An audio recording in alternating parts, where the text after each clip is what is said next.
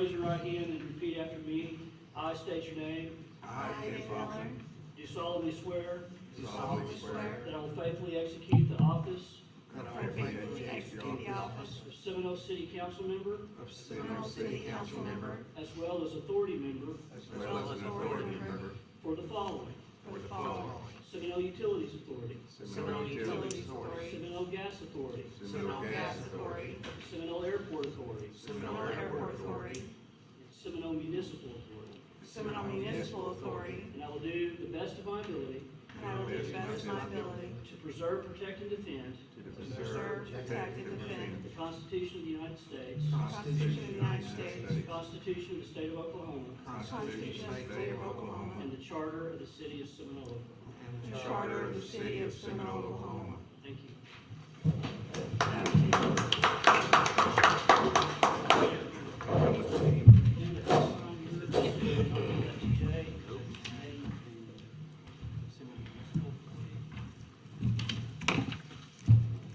You'll notice that I put that as that.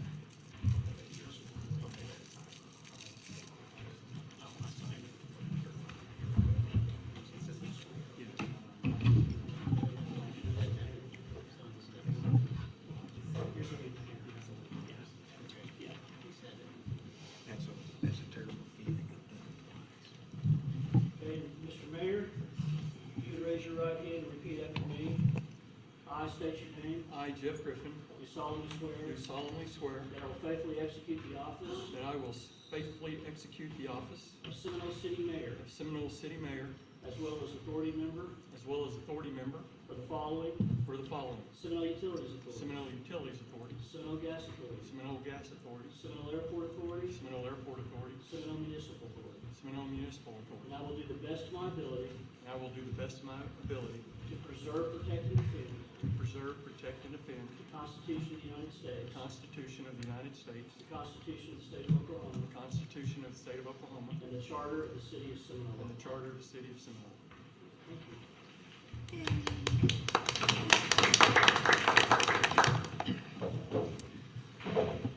All right, with that, we will call to order the regular meeting of the Seminole Airport Authority.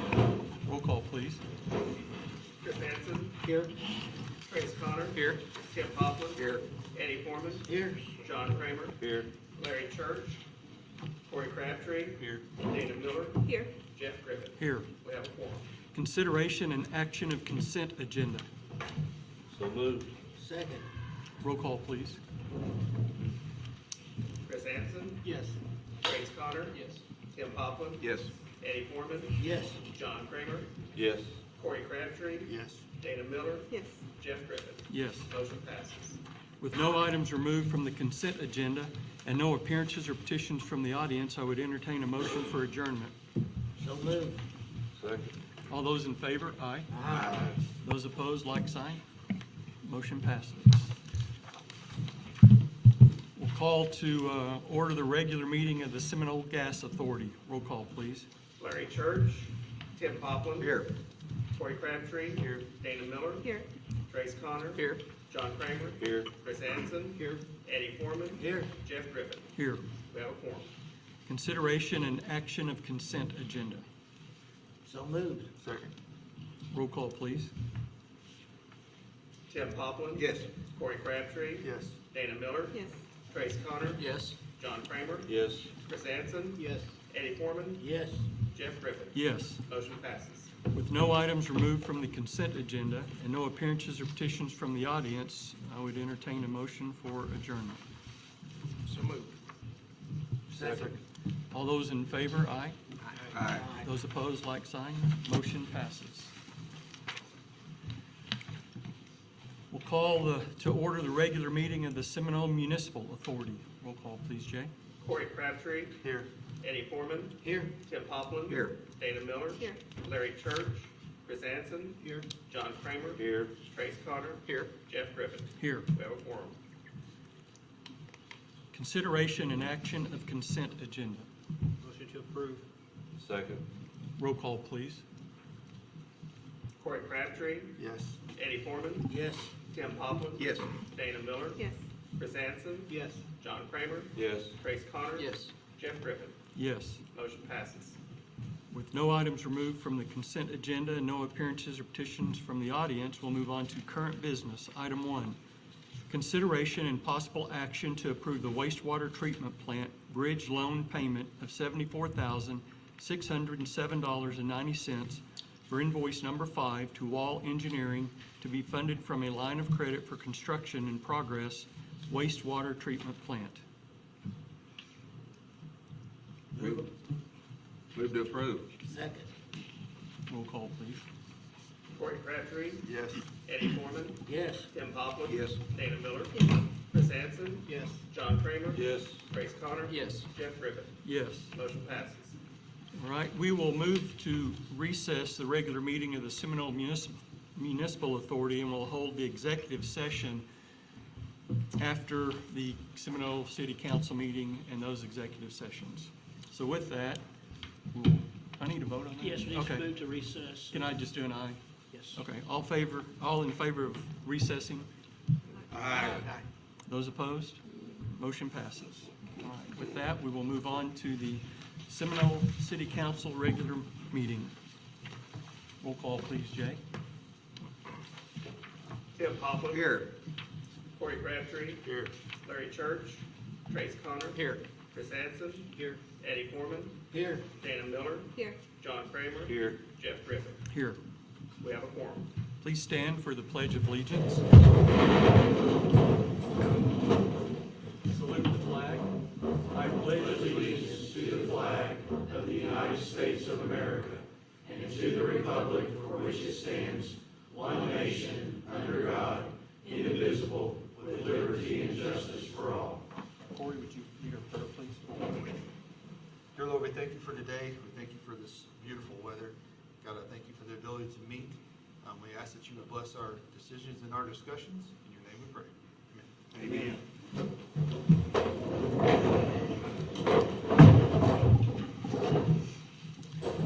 Move on to consideration and action of consent agenda. So moved. Second. Roll call, please. Tim Poplin. Yes. Corey Crabtree. Yes. Trace Connor. Yes. Chris Hansen. Yes. Eddie Foreman. Yes. Dana Miller. Yes. John Kramer. Yes. Motion passes. We'll move on to appearances from the audience. We have one, Zach McLemore from Canadian Valley Electric Co-op. All right, so for our monthly update, I think y'all have probably seen there's been a lot of progress going on since the last time I spoke about a month ago. So the crews are definitely getting after it. I want to kind of give y'all a heads up. We have, you mind if I pass these out? So these are some door hangers that we will be, as we go into residential areas, to make them aware of who the crews are, who they're working for, as well as give them contact information. So you'll notice that the construction crew, Benton Services, who is helping to oversee the construction here in the city of Seminole, they are listed there so that they can go directly to them if they have any issues with the construction that's taking place. There really shouldn't be too much that happens on the premise, but in a city setting, we know it's going to definitely happen from time to time. So we want to make sure that we're giving them that avenue of contact, as well as our contact information. Also, we have set up on our website, if you go to cdecfiber.com/Seminole, that's where residents or businesses, you can go and you can register interest in our services, so that as things come available, we will start to notify people through that method of contact when it's available to sign up in your area or when we can start doing installs.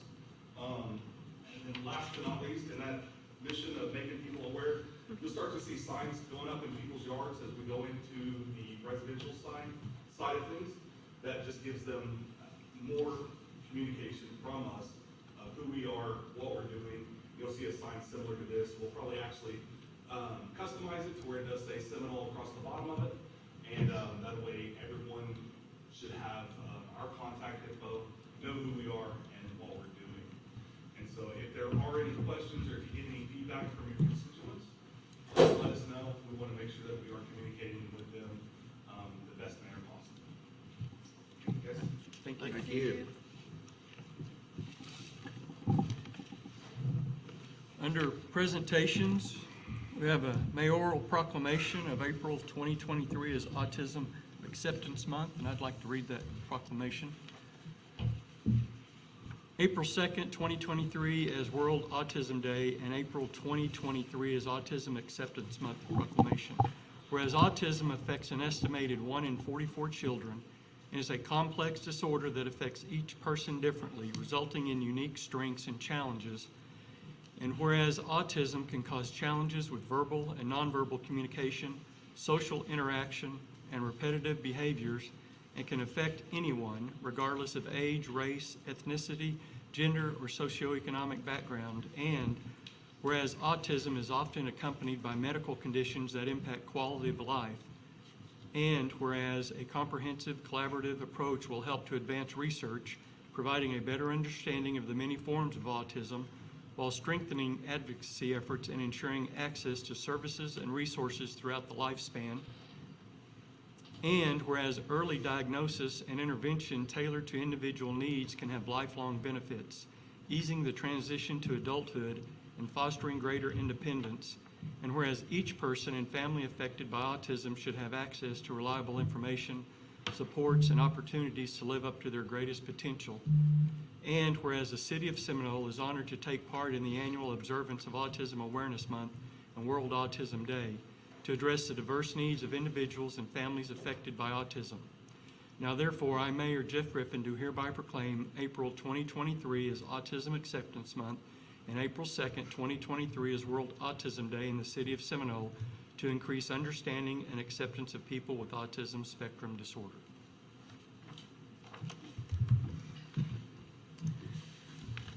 All right, with that, we'll move on to approvals and acceptances, bids and purchasing. Item 1, consideration and possible action to approve the low bid of $17,932 for Metro Emergencies Uplifters, LLC, for emergency equipment and lights on 2 new patrol vehicles to be funded from capital improvement budget funds. Move approval. Second. Roll call, please. Tim Poplin. Yes. Corey Crabtree. Yes. Trace Connor. Yes. Chris Anson. Yes. Eddie Foreman. Yes. Dana Miller. Yes. John Kramer. Yes. Motion passes. Item 2, consideration and possible action to approve the low bid of $8,450 from Tri-County Heat and Air, LLC, for replacement of rooftop HVAC unit at the police department to be funded from insurance proceeds of the May 2022 tornado. Move to approve. Second. Roll call, please. Tim Poplin. Yes. Corey Crabtree. Yes. Trace Connor. Yes. Chris Anson. Yes. Eddie Foreman. Yes. Dana Miller. Yes. John Kramer. Yes. Motion passes. Item 3, consideration and possible action to approve the low bid of $37,600 from Great Western Leasing and Sales for a used 48-foot tandem trailer for the Streets Department to be funded from capital improvement budget funds. To approve. Second. Roll call, please. Tim Poplin. Yes. Corey Crabtree. Yes. Trace Connor. Yes. Chris Anson. Yes. Eddie Foreman. Yes. Dana Miller. Yes. John Kramer. Yes. Motion passes. Item 4, consideration and possible action to approve bids of $576,100 plus $15,000 in additional repairs from Heritage Hills for repairs replacement of roofs on 3 city buildings that were damaged during the May 2022 tornado to be funded from insurance proceeds. The 3 buildings are Farmers Market, Heritage House, and Emergency Services Public Works on Harvey Road. Question, Mayor. Please. Did the insurance cover all of the payment? Yes, sir. Thank you. That's all my questions. Move approval. Second. Roll call, please. Tim Poplin. Yes. Corey Crabtree. Yes. Trace Connor. Yes. Chris Anson. Yes. Eddie Foreman. Yes. Dana Miller. Yes. John Kramer. Yes. Motion passes. We'll move on to resolutions. Item 5, consider approving participation in the Walgreens Settlement Agreement dated December 9th, 2022, the Retailer State Subdivision Agreement as it pertains to the Walgreens Settlement Agreement, and the State Backstop Agreement applicable to the Walgreens Settlement Agreement, as recommended by Todd Court and Tony Puckett, McAfee and Taft, legal counsel for the City of Seminole and other litigating Oklahoma subdivisions, including approval of Resolution Number 2023-07, and authorize the mayor of the City of Seminole to execute the subdivision participation form for the City of Seminole's participation in the Walgreens Settlement Agreement. I'm going to have to repeat that several times as we go through. So, Steve, would you like to share a little more information about this with everyone? Actually, Brad's been a little bit closer to this with Tony Puckett, our legal counsel. You'll recall roughly a year ago when McAfee Taft appeared and talked to us about the opioid settlements and whether or not we wanted to be a part of the negotiations, and we employed them at that time. You employed them to represent us, and now this is all coming to fruition, and I'll let Brad kind of go through and say anything that he needs to from Tony Puckett. Basically, the next 5 resolutions, or all 5 of these, this one and the other 4, are the result of 5 settlements, 3 by retailers, pharmacies, Walmart, CVS, and Walgreens. And then there are 2 manufacturers, I think it's Allergan, and the other one is Teva, that manufactures the opioids. When this class action went nationwide, the states were given the opportunity to opt in to the suit, and if our state, if a sufficient number of states did that, then we could participate and that would be passed down. It's just a lot of mostly procedural issues, but Oklahoma elected to opt in. Our Attorney General, and what I understand from Tony is that the state of Oklahoma will retain 25% of that at the state level, and 75% of Oklahoma's allocation will end up going to the political subdivisions. Since we were obviously one that was an original participant when this first came out, of course they're calling us back and saying, hey, you want to participate? Well, sure we do. It's a real difficult, complex procedure on how this is going to work out. But basically, this is a summary. I'm just going to hit the highlights for you. CVS is going to pay $4.9 billion over 10 years. Walgreens, $5.52 billion over 15 years. Walmart, $2.74 billion over 6 years. Allergan, $2.02 billion over 7 years, and Teva, $3.34 billion over 13 years. So it's structured, as you can see, there's structured payments that's going to go out. The big question I know you're going to ask, which is well, what are we going to get? And it's a hard, even Tony Puckett and their firm can't tell us. It's all based upon a formula. But in a nutshell, he was able to tell us that we would receive somewhere between $225,000 and $500,000 over the course of time. The settlement is restricted funds, and they can only go towards certain things. He's given us an option. They're going to obviously remain on and guide us if we need any help in doing that. But for the most part, it's for addiction, treatment, education, for opioid and fentanyl abuse. We'll have some flexibility on how we use that. I know that a percentage that we will get, I think maybe it's up to possibly, I can't remember the exact percentage. Our own police and fire will be able to retain a portion of that for training for themselves within. We can also use it to partner with other nonprofits, the schools, other agencies. Some cities are going to be using it to partner with each other, in the local metro areas where their boundaries are not as defined as ours. So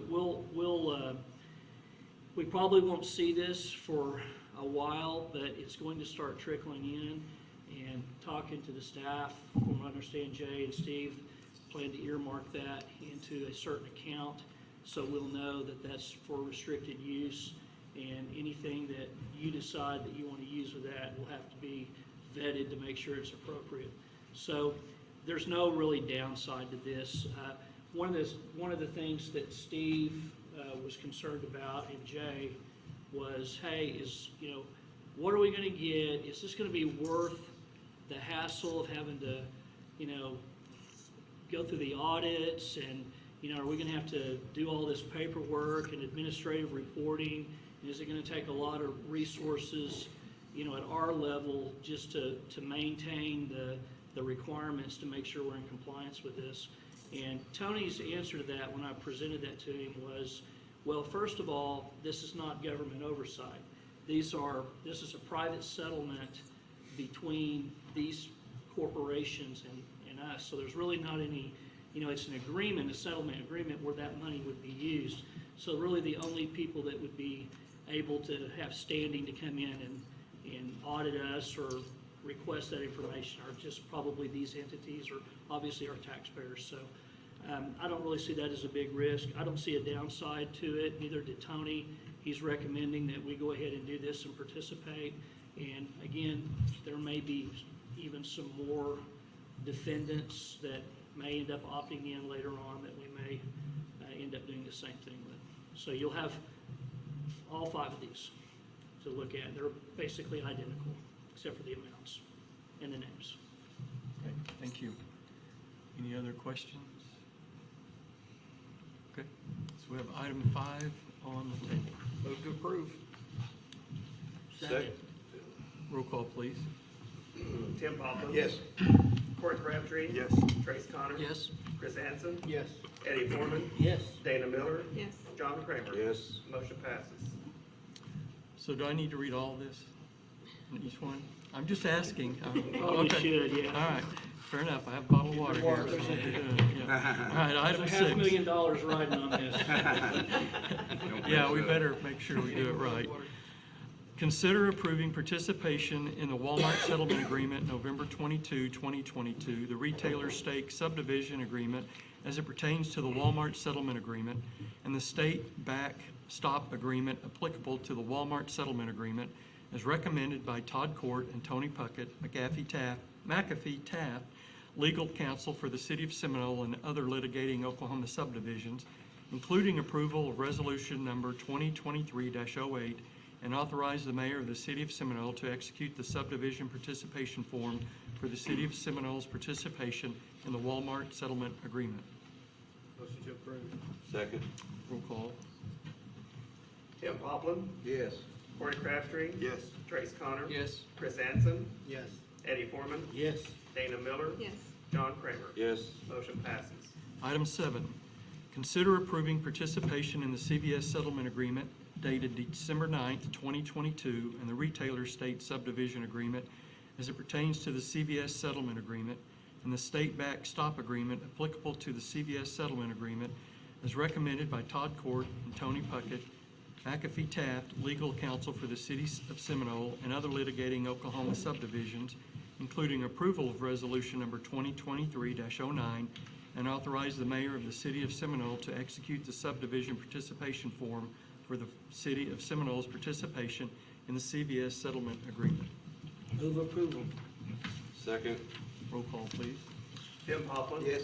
Corey Crabtree. Yes. Trace Connor. Yes. Chris Hansen. Yes. Eddie Foreman. Yes. Dana Miller. Yes. John Kramer. Yes. Motion passes. Item 8, consider approve,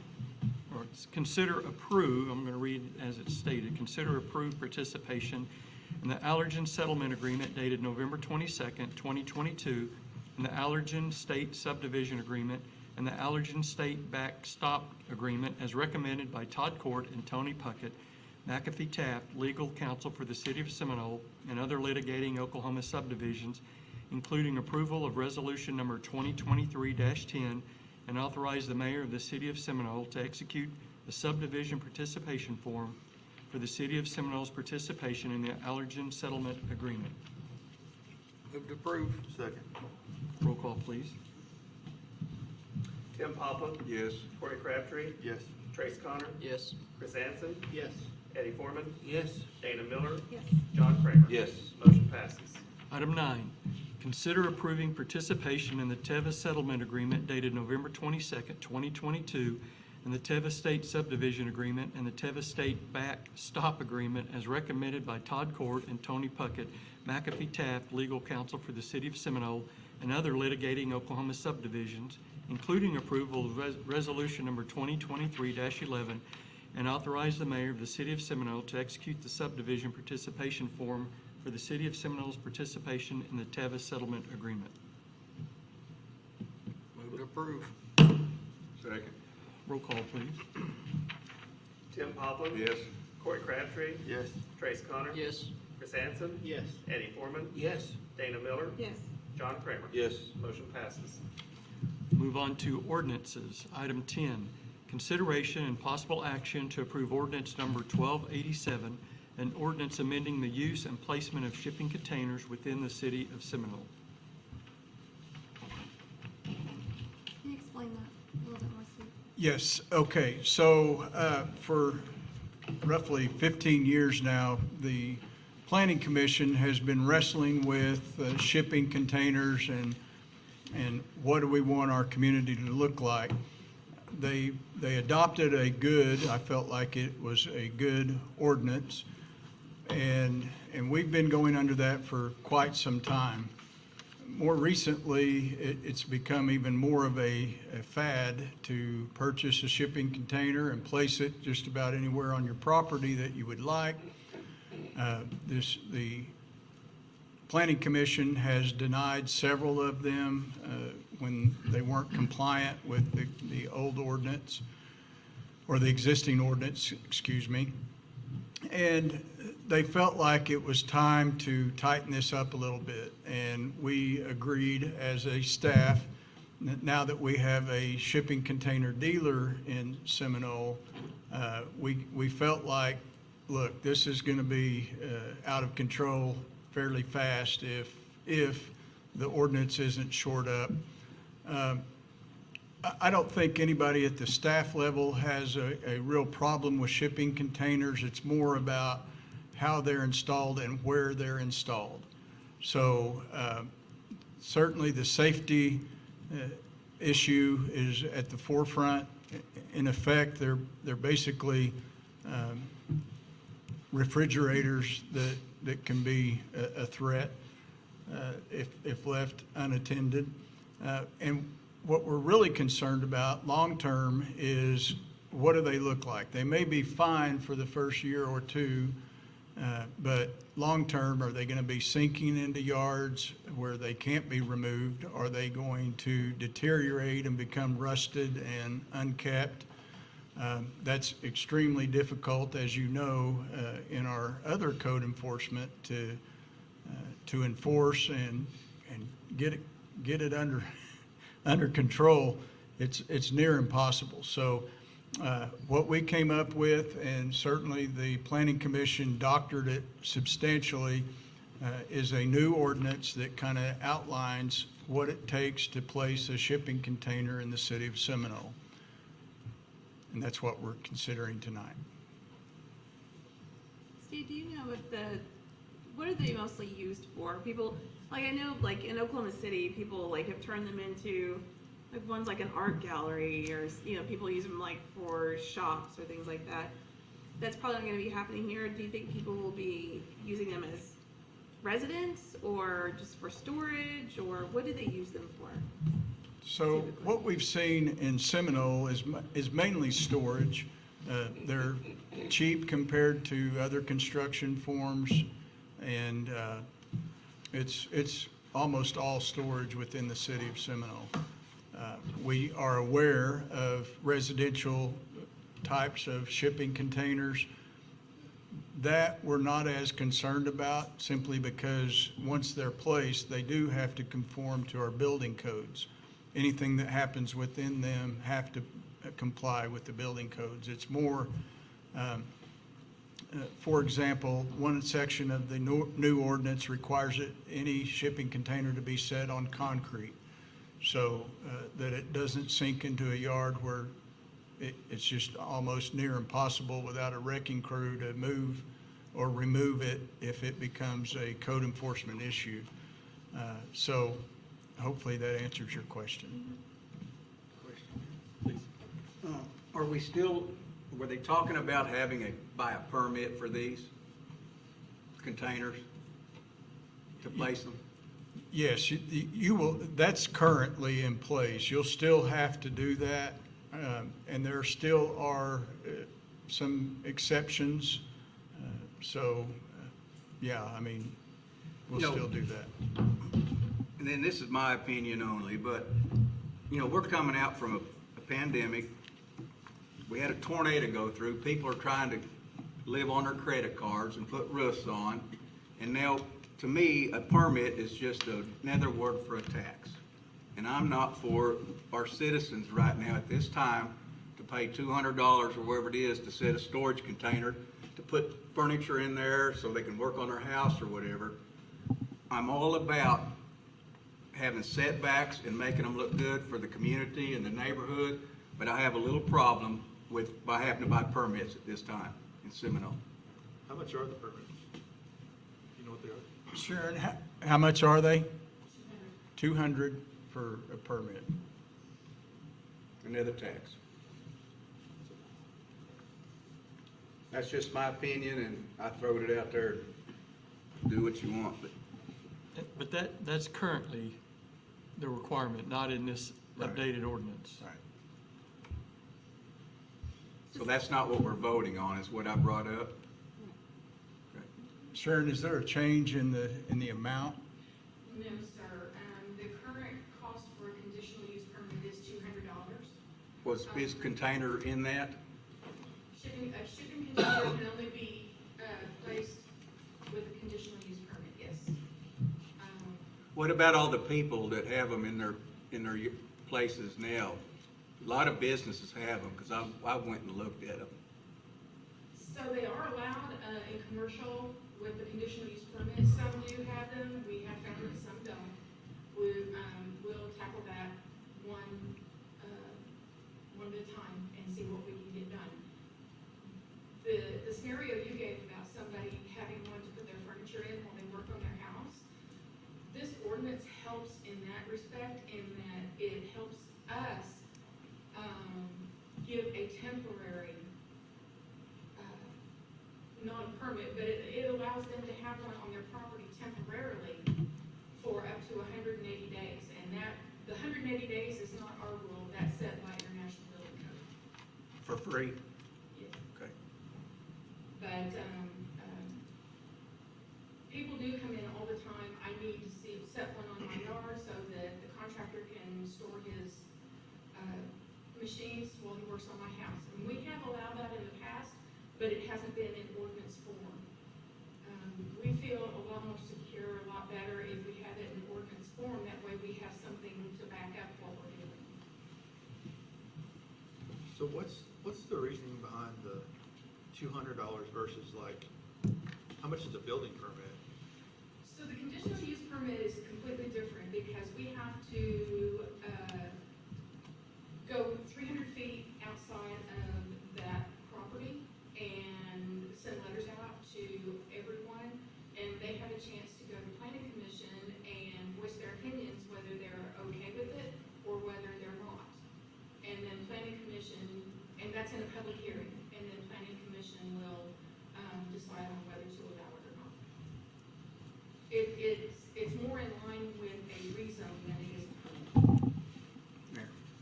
Please. Are we gonna have to hire a third coded officer to go around and check all this? Because they've been overworked in the past. I can put one on my CIP. So is that a yes? I'll always take one. You opened the door. Thank you, Sharon. Thank you. Any other questions?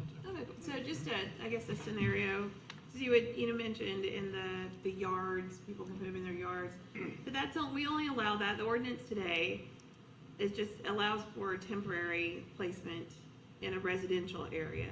Yes, ma'am. And what we're considering today is more for commercial use, because it has to be on concrete. More for a So- permanent. Or more for the kind of the permanent use of it, right? Yes. Okay. Okay, I just want to be clear that like one day our neighbors can't just put one right on the fence blocking our view and turning our street, our neighborhood into a shipping container. Yes, and that, frankly, that's where this is coming from. If you've driven through Fittstown lately, it's basically overtaken with shipping containers, and there's no ordinance at all. It's just cheaper. Yeah. Does the concrete pad go for the existing ones now? Are they gonna have to go back and pour concrete under them? They'll be grandfathered. Anything that's currently in place with conditional use. Now, if they're there without conditional use, that will apply. Okay, thank you. I got a question. Does it affect all zonings? Residential, commercial, agriculture? Yes. Yes, right now, and in this ordinance, both, they are prohibited in residential unless it's for short term. Long term is only for, commercial and industrial. Agricultural is kind of a different animal. There are commercial businesses in agricultural, and there are residences in agricultural, so we would take that on a case-by-case basis. Okay. Any other questions or comments? Okay. We have item 10 on the table. Motion to approve.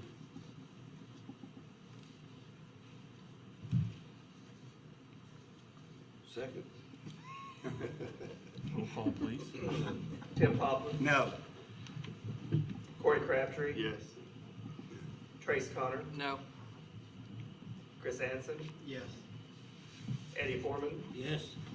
Dana Miller, Yes. John Kramer. Yes. Motion passes. We'll move on to 10A.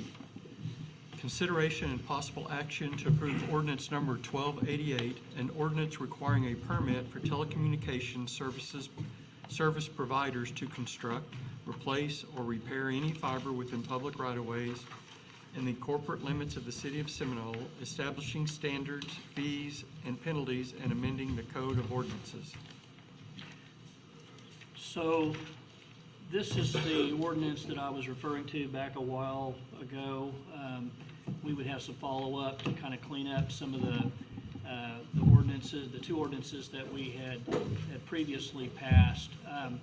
This particular ordinance, all it really does is amend the prior ordinance that we passed, where we do not require a license in the city of Seminole for telecommunications providers, but we're not allowed to do that. That's actually been preempted by the state. They reserve that now.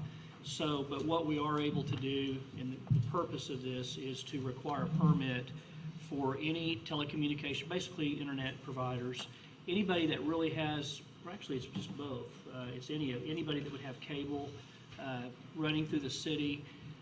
We're trying to get that identified, as you will know, and we want them to be able to come in and basically pull a permit if they're going to repair or replace any type of infrastructure. If it's probably a small repair or something like that, I don't think permits are going to be required for that. But what we're trying to do, for instance, we've got CVEC here. These guys are in and they're putting everything underground. We've got a lot of other internet providers that we have recently discovered that's coming into town. We don't even know who they are. I mean, we just don't. We don't know, is it this provider, is it this provider, what are they doing? There's equipment out there, they're already working, we're getting calls, code enforcement's getting calls. So we want to require these people, these entities to come in and let us know what they're doing, and not for the purpose of revenue by any means, but we've got to get this, we've got to get a grip on it. It'll help our Office of Community Development map what we've got out there. It also will help us enforce our ordinance, your ordinance, that all new fiber be buried underground. So you can't just come in and start slinging wire like we've recently may have discovered. So that's the purpose of this particular ordinance. It's just more, again, for permitting and getting accountability of our service providers within the corporate limits. Move to approve. Second. Roll call, please. Tim Poplin. Yes. Corey Crabtree. Yes. Trace Connor. Yes. Chris Anson. Yes. Eddie Foreman. Yes. Dana Miller. Yes. John Kramer. Yes. Motion passes. Item 10B, consideration and possible action to approve the emergency clause associated with ordinance number 1288, which is what we just approved. Yeah. We'll ask that you approve that for obvious reasons. Move to approve. Second. Roll call, please. Tim Poplin. Yes. Corey Crabtree. Yes. Trace Connor. Yes. Chris Anson. Yes. Eddie Foreman. Yes. Dana Miller. Yes. John Kramer. Yes. Motion passes. Under current business, item 11, consideration and possible action to approve waiving fees for garage sales for the citywide garage sale weekend scheduled for Thursday, June 1st through Saturday, June 3rd. Motion to approve. Second. Roll call, please. Tim Poplin. Yes. Corey Crabtree. Yes. Trace Connor. Yes. Chris Anson. Yes. Eddie Foreman. Yes. Dana Miller. Yes. John Kramer. Yes. Motion passes. Item 12, consideration and possible action to approve the engagement letter with Dillon and Associates, P.C. for the annual audit as of June 30th, 2023, in the amount of $33,600 for the City of Seminole, $4,500 for the single audit supplement for federal and state grants, and $6,300 for the Seminole Economic Development Council. Motion to approve. Second. Roll call, please. Tim Poplin. Yes, sir. Corey Crabtree. Yes. Trace Connor. Yes. Chris Anson. Yes. Eddie Foreman. Yes. Dana Miller. Yes. John Kramer. Yes. Motion passes. Mr. Mayor, could I ask a question? Where is Dillon and Associates located? Where's Dillon and Associates located? Midwest City, I think, or is he still there? Thank you. Remarks and inquiries of mayor and council members. Ward 4, Chris Hansen. Well, I can tell you what, it's certainly exciting driving through town these days to see all the activity going on between the internet being put in and new houses going up, new restaurants coming in. It's very exciting. But one other thing I'd like to note is I'd like to thank the police department for handling the disposal of all of the leftover prescription medicines from the Seminole Free Medical Clinic since we had to close that. That was a huge help being able to do that for us, and I appreciate it. Ward 4, Trace Connor. SMAC Week, I guess, will conclude this week, I guess. They've raised close to $10,000 or maybe even more for Julia Jagger. She's a little girl that's fifth grade's got cancer. They're going to, Channel 5 is supposed to be at Northwood on Thursday. The kids to raise money put $1 in a bucket to vote for a pie in the face. And so Miss Moyer and Miss Haley will get the pie in the face this week. That prom thing that we did here raised close to $25,000 for our kids to be safe, not do crazy things during prom like we used to. The banquet's scheduled for April the 22nd, this next Saturday. There'll be prizes at the lock-in, inflatables, food, and lots of good activities. Made in Oklahoma deal, I guess everybody got to enjoy that. Ate some good barbecue down there, and the car show was fantastic. Tomorrow, Seminole Jimmy Austin Golf Course will host the conference golf for Seminole High School. 5 teams, Prego, Kemah, Chandler, Stroud, and Seminole. So we want to wish those guys luck tomorrow. Also, yesterday was Line Worker Appreciation Day. I'm sure Zach appreciates that. We always flip our lights on, they always come on, so give those guys a big shout out. I appreciate that. That's all I got. Thank you. Ward 3, Tim Poplin. Amy Britt, it was a great Oklahoma Maiden Festival. Man, it was a big turnout. Lots of people in town. I kind of drove around on my little motorcycle and a lot of out-of-town cars around. I mean, and even a lot of the car show, I mean, I know a lot of the car show people, and 90% of them were out of town, so great job, great job. And there was a lot of food booths too. I heard a lot of people say, you know, in the past, there wasn't that many, lots of food booths, so you're on the right path, I believe. And I'm gonna take a couple more minutes, and I hate to, but I overheard a conversation about 2 weeks ago, and at first, I just kind of laughed because it reminded me when I was about 10 or 11 years old. But the more I got to thinking about it, the more I became concerned about it, that, you know, if somebody from the council hears something like this, and we don't say something about it, are we liable, or, you know, and that's what I'm dealing with. But I was in the donut shop about 2 weeks ago, and it was crowded, and I was by the door, and there's some people in front of me, and there was two ladies talking, and they said, they were talking about the apartments across the street, and she said, are they gonna tear those down, or are they gonna fix them? And she said, I don't know, but she said they need to do something, and I didn't say anything. I'm just sitting there listening, getting me some orange juice, and she said, well, I was walking my dog the other night, and I heard something up there, and I crossed the street, and she said, I swear there was some kids up there, and one of them had a flashlight, and they were playing on the iron or whatever. And, you know, when I first heard that, I thought, yeah, that sounded like me when I was a kid. But with us knowing that, and me on the council, you know, it's a rumor, it's a hearsay, because I can't prove it, I don't know who the women were. But if that is going on, and one of those kids fall off, or they trip and fall and shish kebab themselves on some of that ripped metal and stuff, I'm gonna feel as bad as whoever owns that building, I don't know. But we've had almost a year, I think, to get that thing fixed. I mean, look at all the other people in Seminole, they have stepped up to the plate. And I don't know what the laws are or anything, but can somebody ad lib on this, because I'm concerned about it now, once I heard that story. And that's all I have. Sorry to take everybody's time. It's all right. That's what we're here for. Okay, thank you. Ward 3, Corey Crabtree. I don't have much, but Made in Oklahoma was fantastic. I didn't know that it was that far down this year. And when you have to park 2 or 3 blocks away, and then my daughter calls and says, I need a snow cone. Here I was traipsing through all this festival to bring her a snow cone that was half melted, but it was a great showing, so congratulations on that. And I just need to remind you, Ward 3 is first on the fiber, so just keeping that out there. That's all I got. Yeah, you're probably not. I'm going to. Ward 2, Eddie Foreman. I don't have anything, Mr. Mayor. All right, thank you. Ward 2, John Kramer. Yeah, I just want to thank the city employees. 2 months ago, I didn't even know if we was going to play Little League Baseball, and we're starting Saturday. So I think, and the golf course looks great. I don't know if Trace, have you noticed? Yes.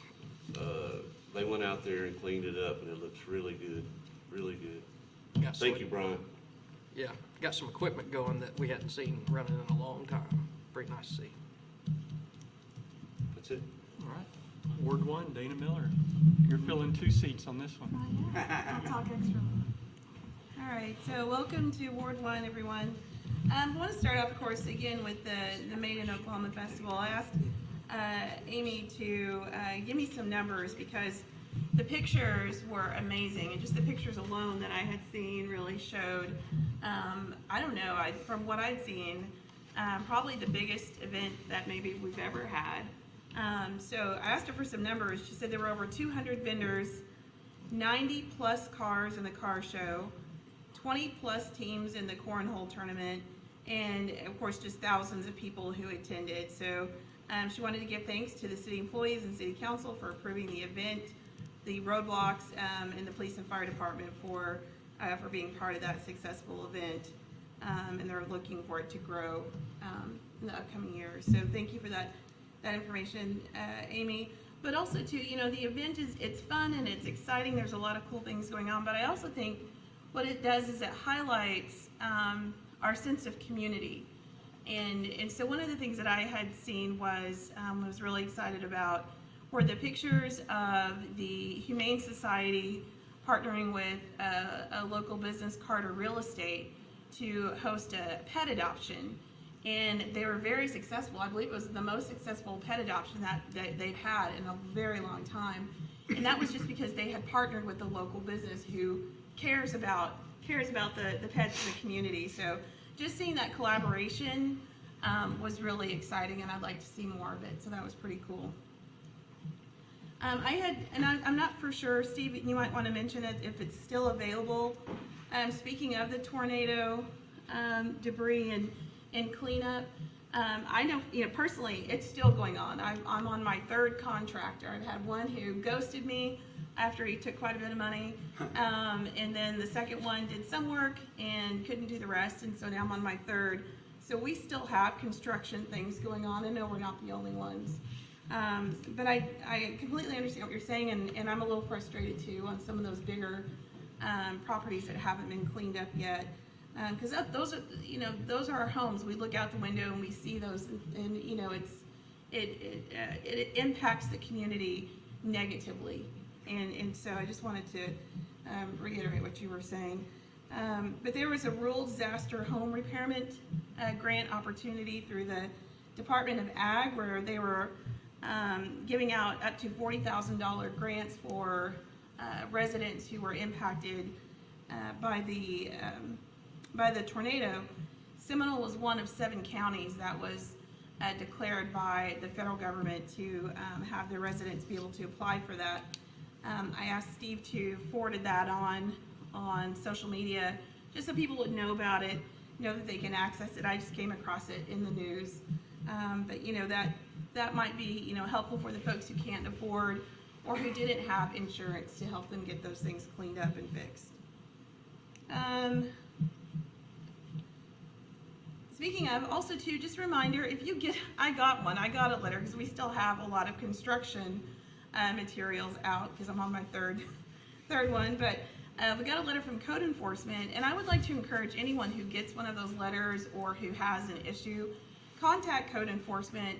I actually got to go up to the city office my first time there, and the staff there was very helpful, even gave me some recommendations on some folks to use, maybe some contractors that were helpful, where I could go to dump the existing stuff, which was a great story, because now the dump site is now on the other side of Prague, and I got to go there, and it was really, really fun.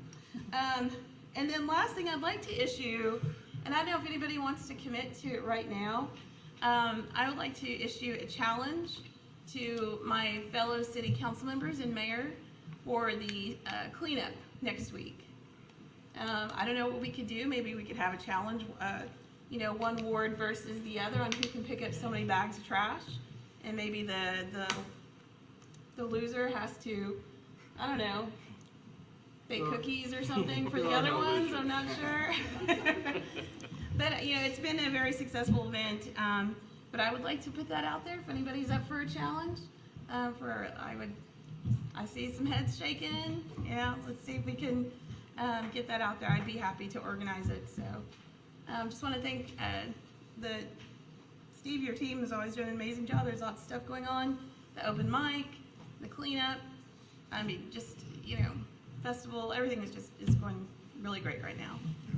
So thank y'all. Thank you. It's funny, Tim brought up what he brought up about the apartments. I got pinned by 3 ladies that they were wanting to know what was going on. Was it going to stay there? Was it going to? And I agree. It's been long enough. We need to get some movement on it. I don't know, Brad, if we can help you with that, or what do we need to do, if anything. But we've got to get it gone. Or whatever they're going to do with it. But in hearing that story, I agree. That's if we have kids playing around up there, that's who knows what's going to happen. It could be set on fire. It could be, and then who knows what goes from there. So yeah, that's something I think for, you talk about the different areas that are sad. We had all these people coming to town on Made in Oklahoma. That's what they got to see when they came through town, and not to mention all the people that passed by just on a daily basis headed who knows where. So yeah, that to me is one of our big things that we need to get resolved on what we can do. So if we can help you, let us know. Will do. All right, thank you. So yeah, the Made in Oklahoma Festival was great. Had an opportunity to walk around. I had a couple of cars in the show. And I talked to Randy Deal, Jackie's husband, the night before when I saw him at Walmart, and kind of asked him how it was going. And he said, well, they'd only had about 20 pre-registered. And I thought, oh, well, but you know, we know car guys kind of maybe want to show up that day to make sure it's not going to rain. So I kind of tooled in a little late, and all the parking spots were gone, but 2, and we were able to get those. But it was a nice sight to see. Pull around there and go, oh wow, we're kind of late to this. And so, congratulations to Jackie and everyone that worked on that, and to the Made in Oklahoma as well. I'd heard a lot of people say this was great. I mean, it was very impressive. Nice weather. Except I got a bad sunburn. I'm still peeling from it. So I forgot my hat at the house, and shame on me. But anyway, that was great as well. The other thing, I want to give a shout out to our crews, Bryant, that are out helping with this fiber optic. I was with Zach the other day, and he was telling me about a town where they have one gentleman to help them go figure out where water lines are and throughout the whole city, and they said they're about running ragged. And our guys may be run ragged, but at least there's more to share that load. You know, it's amazing how fast they're moving along. You know, it's great. I know I'm getting excited. I'll probably be one of the last ones, but I'm still getting excited because I think it's going to be great for Seminole to have that opportunity if they want to sign up to do so. You know, that I think is what's important, was the fact that the city council, you know, worked together and city staff to come up with a plan. You know, we vetted some of the companies that could do this. Canadian Valley was chosen, but it's really giving to our citizens the opportunities that they need. You know, it's up to them to choose it. You know, they may choose it, they may not choose it, they may choose something else. But you know, to be able to have your kids do their homework at home, if hopefully they never have to do that again, but you know, when school's out for some reason, but you know, businesses coming in, people working from home, you know, that's what we need. And so it's exciting to see that, and I'm excited about it. Again, the housing you talked about, I love driving out Highway 9, seeing the new houses going up, the commercial sites going up, seeing our Black Ridge being worked on and moving forward now. A lot of things going on in town, as you had mentioned, and you know, it's exciting.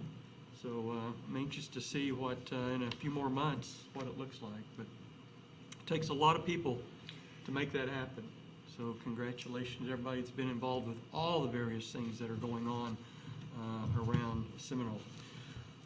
All right, with that, we'll move on to reports. City Manager Steve Saxon. So I just want to remind everyone that we're trying to schedule a special city council meeting on April the 26th. Sharon, that's the right date for special city council meeting. This is a meeting where you will hear from your youth city council. They will make their presentation to you guys, and there may even be a special surprise there. Sharon Emmett attended the National Association of Planners Conference. Is Indianapolis, is that right? Philadelphia. So we'll be making a presentation at that April the 26th. Really big deal.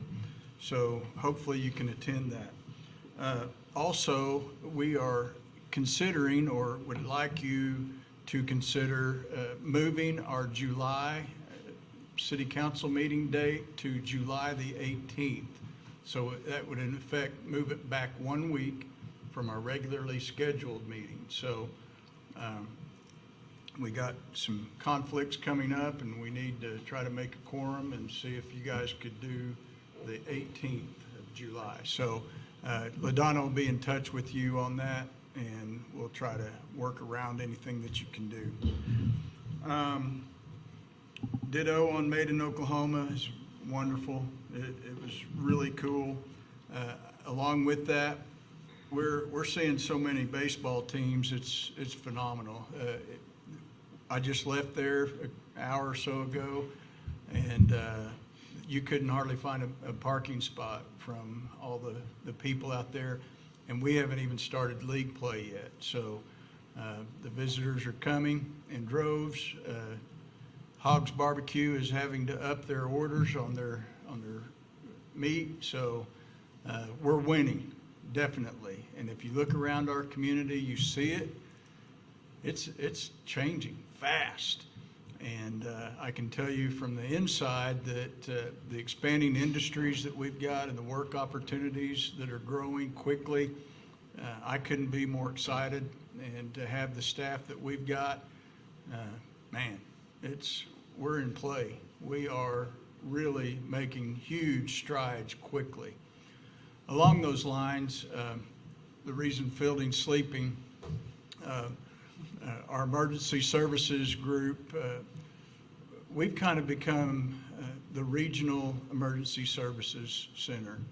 And we never intended it to be that way, but frankly, when everybody else is in trouble, we're who they call.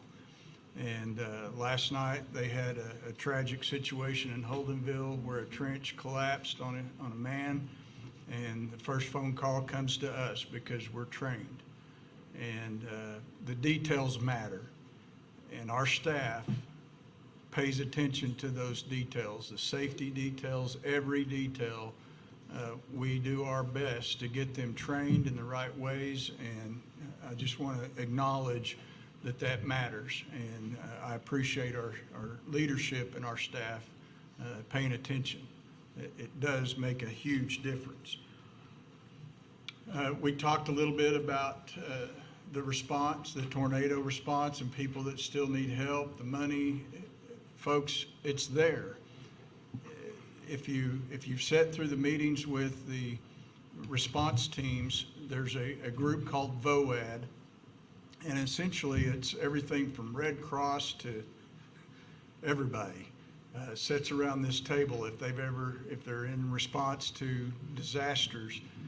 In our case, they assigned the Catholic Charities group to be over Seminole. There are so many disasters. You've seen in the last few weeks all the tornadoes across Missouri and Alabama and Mississippi.